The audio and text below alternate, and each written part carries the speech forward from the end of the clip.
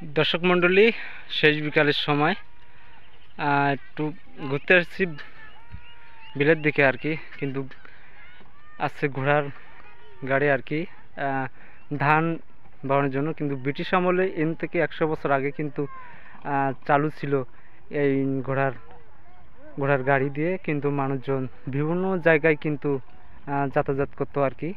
মাল ডেলিভারি, মাল গাড়ি করে ধান, গম, বিভিন্ন পণ্য কিন্তু এই গ্রাম বাংলা নিয়েই ঘোড়া গাড়ি চলাফেরা করতো। কিন্তু গ্রামাঞ্চলে কিন্তু এগুলো দেখা যাচ্ছে টুকটাক করে আর কি। আমি আপনাদেরকে একটু দেখার জন্য চেষ্টা করছি।